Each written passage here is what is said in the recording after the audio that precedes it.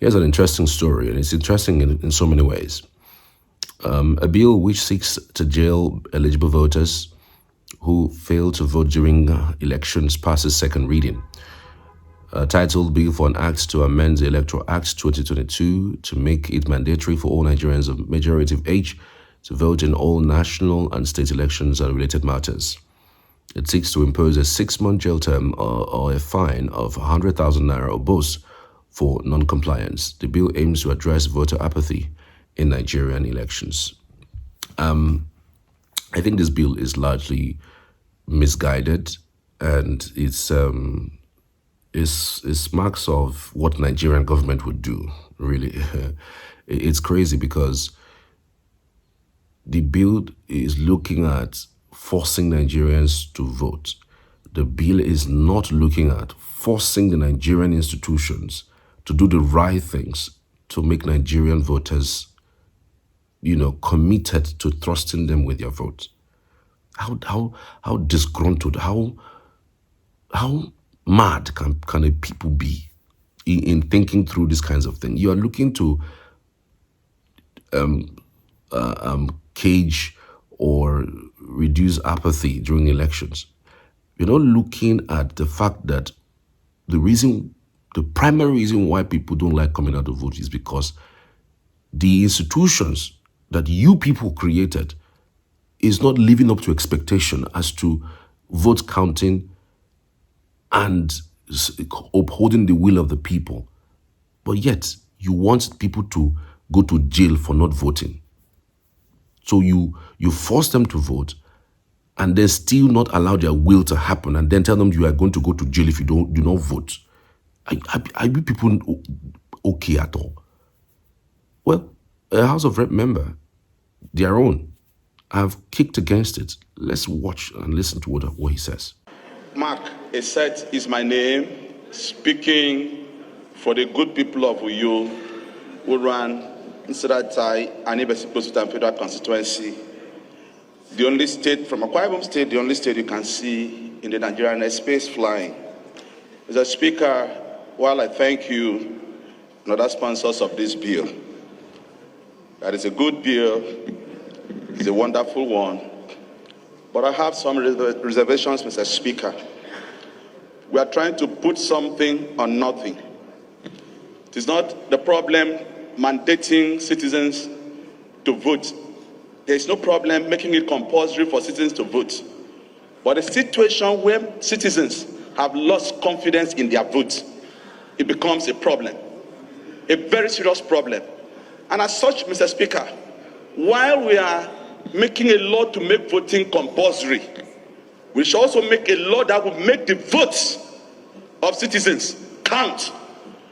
The last election, Mr. Speaker, we can all say without shying from the truth, INEC chairman and all the INEC officers went around the country carrying out campaigns that their vote will count, giving all sorts of promises, and at the end, we saw something else. So while we are support the mandatory voting, point of order, Mr. Speaker. Let us do the needful. Awaji Nombeg Dagomie Abiante. I represent Andoni Opobo Federal Constituency. I am from Rivers State.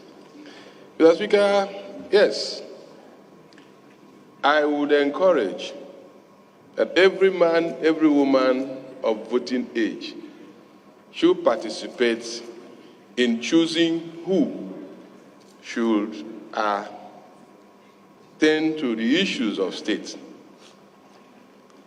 But in doing so, there are certain questions that I would have loved us to seek answers to, so that it will be very, very encouraging, very appetizing, very appealing to those who would want to vote. What would be the mode of enforcement? It is not just good enough that we have it in our books that voting is compulsory. How will it be enforced? My big brother, the Deputy Speaker, has referenced Australia. There are certain incentives could be there. What are the incentives in our claims? What are those things that citizens even enjoy? Is it that you'll be denied security? There is no water anywhere, as to say you'll be denied your basic utilities. What exactly will be denied any man who has refused to vote in Nigeria? I don't think there's anything that can be denied any man that has refused to vote. Voting should be free. Some, even here in Parliament, some could afford to abstain. So you are saying that there is nothing in government that... Your Excellency, I am still, I require your protection. Secondly, Mr. Speaker, can we, in all honesty, tell ourselves that our voter register is clean? In some constituencies, you find Mike Tyson, who is not a citizen of that place, still on the register till today. When we talk about 30% of voters, 30% of what? The voter register is not clean in anywhere. There's no constituency that you say, this register, yes, there are human beings complete on this. So if we begin to use that as a yardstick to say our participation is low, I think we have questions to answer in that regard. There are people who registered in this country and they're in Ghana, they're in the US, they're in Australia, they're in London. Who will provide the logistics for them to come? If you say it is compulsory, probably you will deny them a renewal of their passport. So how would they get to my village? How would they get to Orokoto to come and vote? Who provides the logistics, Mr. Speaker? Thank you, Honorable Abete. These are some of the questions that I think and believe we ought to answer. I appreciate your questions, and they are all valid and genuine. Thank you very much, Your Excellency. Thank you, sir. But you know, as you...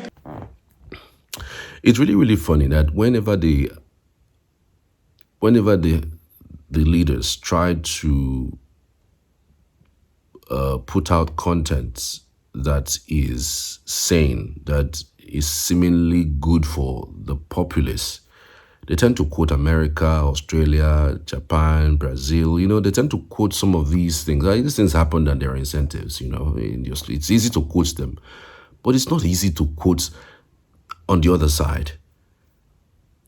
Did they tell them that people's will are subverted in Australia? Did they tell them that people's will are subverted in the United States? Did they tell them that people's will are subverted in India?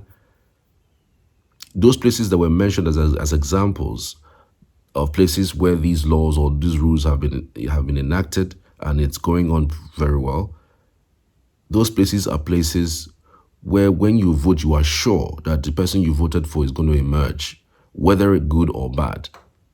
At least the system works. Nobody manipulates the system. Nobody announces the result by 4 a.m. Nobody actually tells you there's a glitch. And even when there is a glitch, they redo it because they want the people's will to prevail. But no, the institution to deal this date we're talking about, none of them has raised an alarm about the so-called glitch that happened in the presidential election in 2023.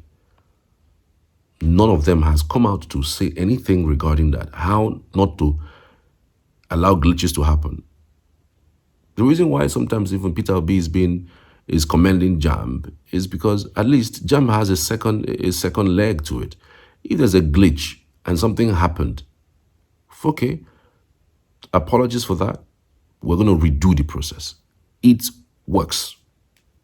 Even if it's going to cost money, that way you are going to make sure that glitch doesn't happen.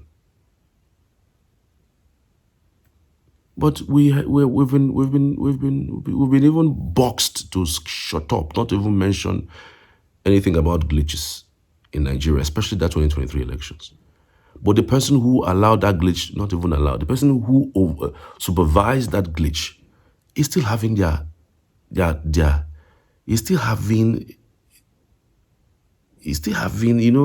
happy, he's excited.